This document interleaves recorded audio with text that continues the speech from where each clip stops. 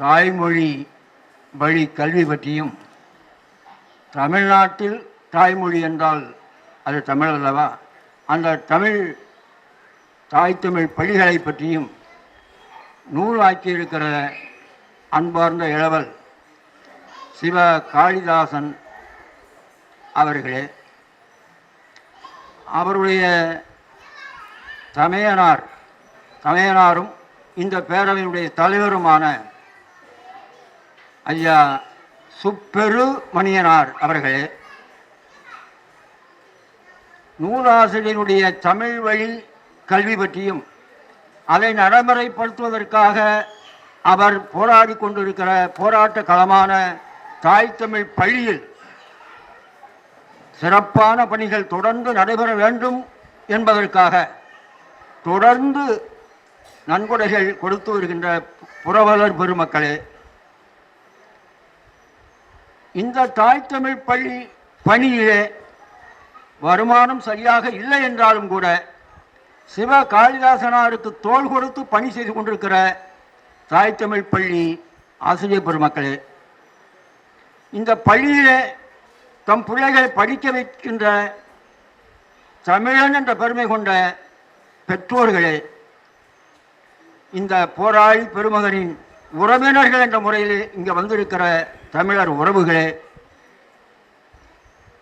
இந்த நூலை திறனாய்வு செய்வதற்காக வந்திருக்கின்ற அறிஞர் பெருமக்களே, தமிழ் இயக்கத்தின் மிக ஈடுபாடான தமிழர் பெருமக்களே, இந்த நிகழ்ச்சியை பதிந்து கொண்டிருக்கிற ஊடக பெருமக்களே, குழந்தைகளே, அனைத்து தமிழர் உள்ளங்களுக்கும் அனைத்து பெருமை சார்ந்த தமிழர்களுக்கும் என் அன்பார்ந்த வணக்கம். அதோடு கூட இந்த போராளி பிள்ளைகளை பெற்றெடுத்த அன்னையார் மீனாட்சி அம்மையார் அவர்கள் நினைவு போற்றி அவர்கள் நினைவு நோக்கி ஒரு வணக்கம். இந்த நூலை பற்றி நூலை ஒரு ஏறக்குறைய 25 கட்டுரைகள் உள்ளடக்கியது இந்த அருமையான நூல். அதில் தாய்மொழி கல்வியுடைய தேவையும் தமிழர்களாகிய நமக்கு தாய்மொழியாகிய தமிழ் வழி கல்வி அல்லது தாய் தமிழ் பள்ளி பற்றியும் 25 கட்டுரைகள் எழுதியிருக்கிறார். உள்ளடக்கமாக தாய்மொழி கல்வி ஏன் வேண்டும், அதை நடைமுறைப்படுத்துகிற இந்நாட்டில் உள்ள தாய் தமிழ் பள்ளிகள் ஏன் வேண்டும், அங்கங்க தமிழ் வழி பள்ளி என அரசு நடத்துகின்றது, அவையெல்லாம் தமிழ் வழியில் தான் நடக்கின்றனவா, தாய்மொழி வழி கல்வியுடைய தடைகள் என்ன, தாய்மொழி வழி கல்வி அல்லது தமிழ் வழி கல்வி சோறு போடுமா, இந்த தமிழ் வழி கல்வி இந்த தமிழர்களுக்கு ஏதேனும் வாழ்க்கை தருமா, இந்த தமிழ் மொழி வாழ்க்கை மொழி ஆகுமா, துறைதோறும் இந்த தமிழ் இடம்பெறுமா, தமிழ் விடுதலை இயக்கம் என்ற ஒரு அமைப்பு தேவையா என்பது போன்ற தலைப்புகளை உள்ளடக்கி 25 தலைப்புகளிலே இந்த பெருமகன் கட்டுரைகள் எழுதியிருக்கிறார். இந்த கட்டுரைகளை தொடர்ந்து வெளியிட்ட மானிட மனம் இதழ் ஆசிரியருக்கும் சஞ்சீவிமணி இதழ் ஆசிரியருக்கும் இந்த வேளையிலே நமது தாய்த்தமிழ் கல்வி போராளியான சிவ காளிதாசனை பாராட்டுகிற நேரத்தில் அவர்களையும் நாம் பாராட்ட கடமைப்பட்டிருக்கிறோம். ஏனென்றால் எந்த ஒரு போராட்ட முயற்சிக்கும் சிறு அளவிலேனும் தாங்கள் கொடுக்கிற ஒரு வாய்ப்பு இந்த நாட்டில் மங்கிக் கொண்டே வருகிறது. ஆக இந்த சூழலில் ஒரு உருக்கமாக பின்னணியோடு ஒரு நடுத்தர அல்லது இன்னும் நடுத்தரத்துக்கும் குறைந்த வருவாய் சூழலில் இருந்த ஒரு உழவர் குடும்பத்தில் இருந்து ஒரு தமிழ் போராளி தலையெடுத்தது எப்படி என்று அணுவாக அவருடைய 1.5-2 வயது காலத்திலிருந்து முக்கியமான திருப்புகளை நெஞ்சுருக்கமாக வாய்ப்பாக தலைமை தாங்கியவர் என்பதோடு கூட அவருடைய தனையனார் என்ற முறையிலும் சொன்னது நாம் கேட்பதற்கெல்லாம் நெஞ்சு உருக்கமாக இருந்தது. இது ஒரு வீட்டு நிகழ்ச்சி என்று நினைக்காதீர்கள். இதை போன்று எனக்கு தெரிய குறைந்தது 50-100 குடும்பங்கள் எனக்கு தெரியும்.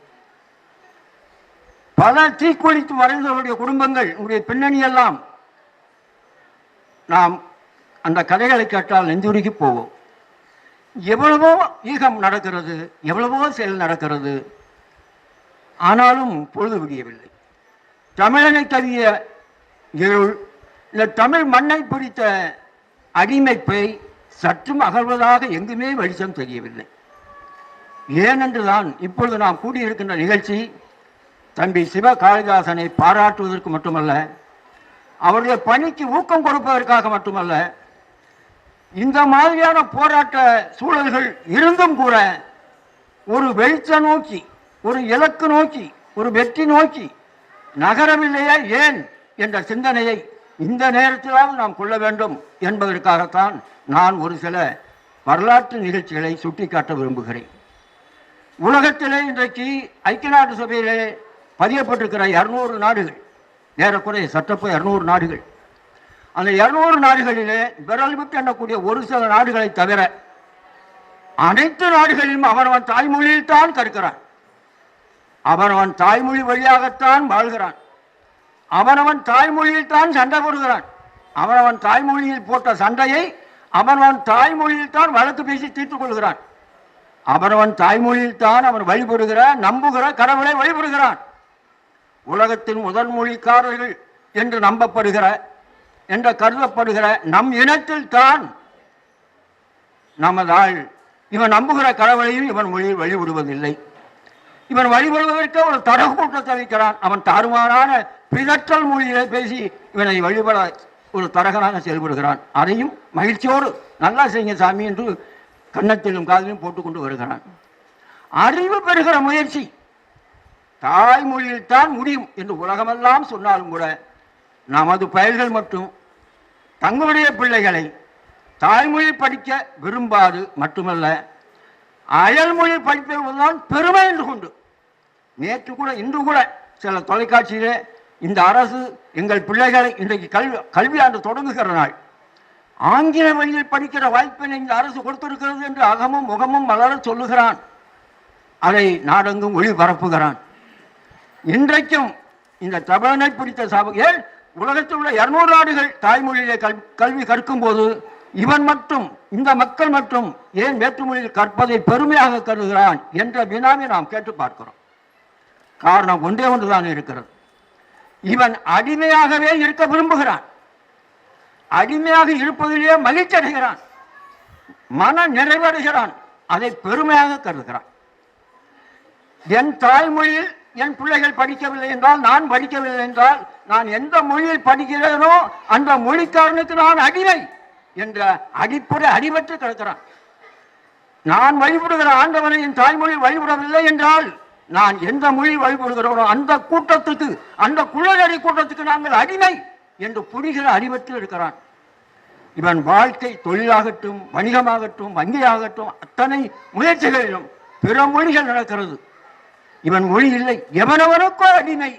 ஆனால் அத்தனையிலும் இந்த அடிமை உணர்வு இல்லாமல், அதுக்கு வருத்தம் இல்லாமல், மான உணர்வு இல்லாமல் பெருமை ஏறப்பட்டுக் கொள்கிறான்.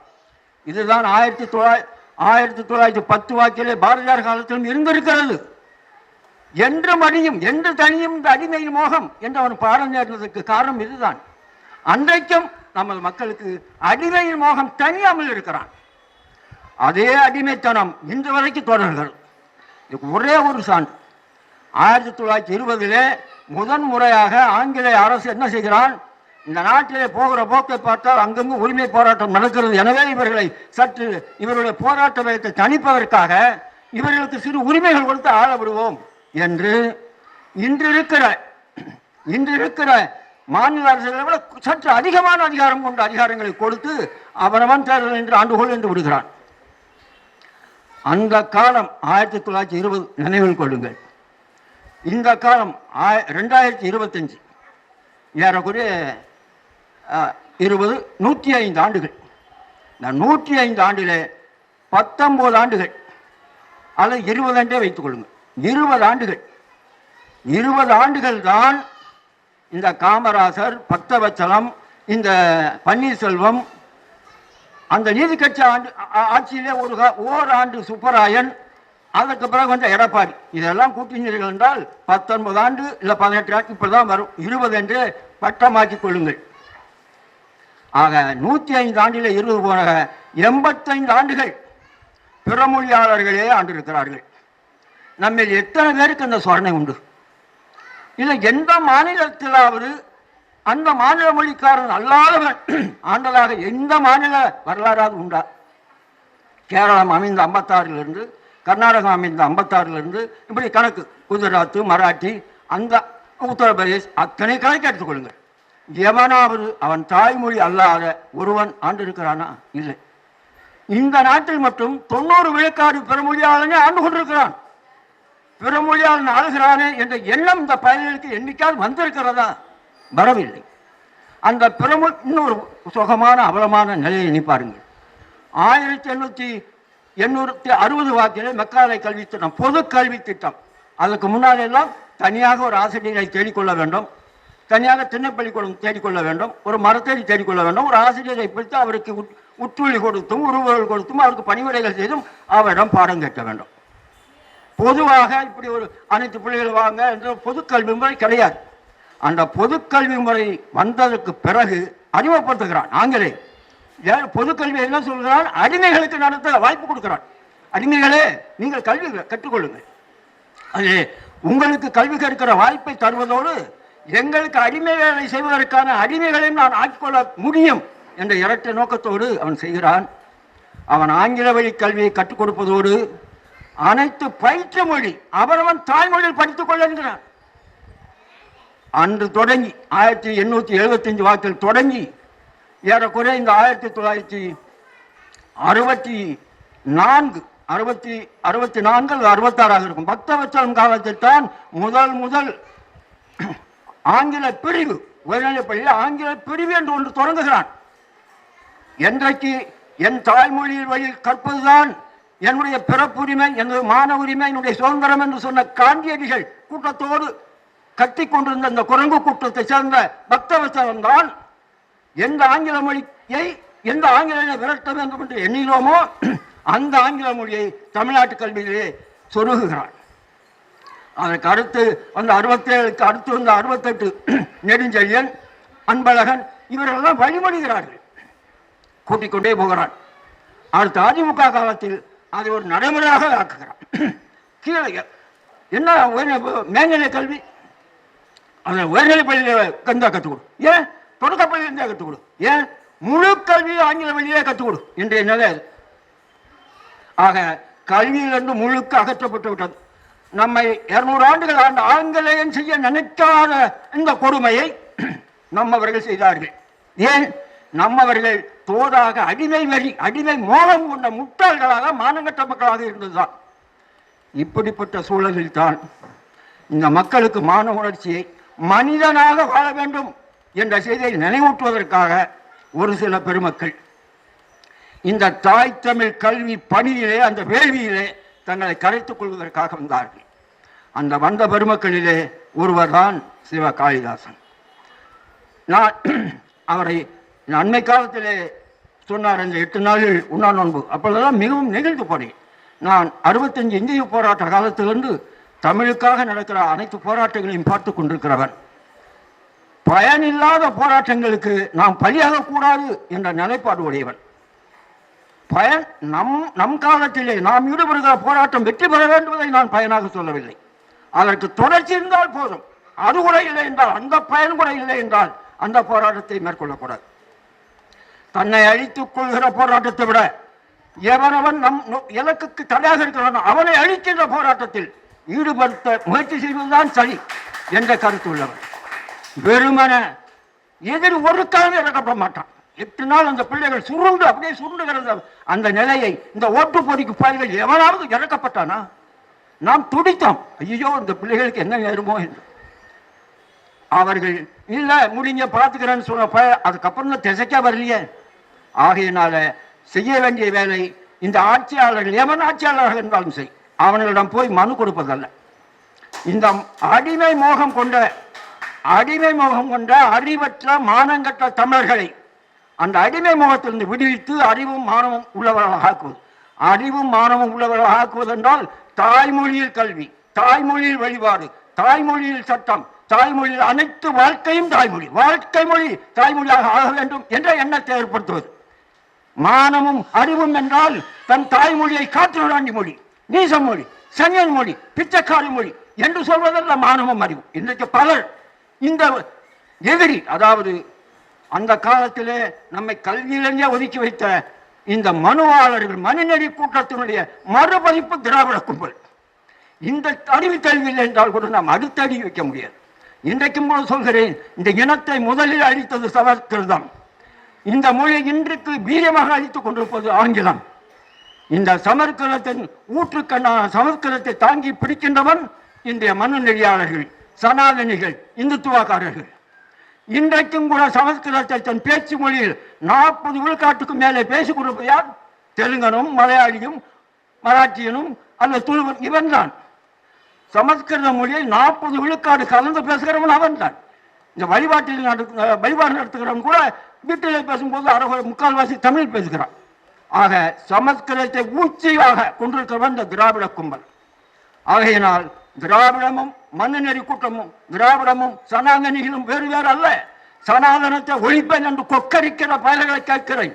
இந்த பயல்கள் சனாதனிகளை எதிர்த்து இந்த நாட்டு நீதிமன்றங்களோடு சொன்னது, கோயில்களில், தமிழ்நாட்டு திருக்கோயில்களில் 50 விழுக்காடு தமிழும் 50 விழுக்காடு சமஸ்கிருதமும் நடைமுறைப்படுத்த வேண்டும் என்று நீதிமன்றம் சொன்னது. கேட்டானா? இந்த சனாதனத்தை எதிர்த்து குரல் கொடுத்தவன், இந்த சனாதனத்தை எதிர்த்து குரல் கொடுத்தவன் எல்லாம் என்ன செய்தான்? இன்று வரைக்கும் கோயில்களில் சமஸ்கிருதத்தை 1 விழுக்காடு நீக்க முடியவில்லை. அவன் 50 விழுக்காடு நீக்கின்றான் நீதிமன்றம். அதை நீக்கக்கூடாது என்பது கவனமாக இருப்பவன் அந்த சனாதனி கூட அல்ல, இந்த திராவிடத்தான். இந்த திராவிடர்களே தமிழ் வாழ்க வாழ்க என்று சொல்லிக்கொண்டு இன்றைக்கு 60 விழுக்காடு மாணவர்களை ஆங்கில வழிக்கு விரட்டி பாதுகாத்து ஊக்கம் கொடுத்து வருவது இந்த திராவிட கும்பல்கள்.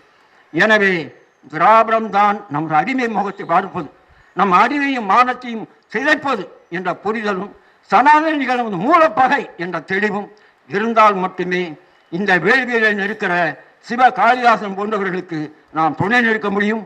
அப்பொழுதுதான் அவர் எழுதியிருக்கிற அந்த கருத்து சிந்தனை கொண்ட புத்தகங்களுக்கு சரியான பயன் வரும் என்ற செய்தியை உங்களோடு பகிர்ந்து கொண்டு வாய்ப்பு கொடுத்த மக்களுக்கு நன்றி பாராட்டி விடைபெறுகிறேன். நன்றி.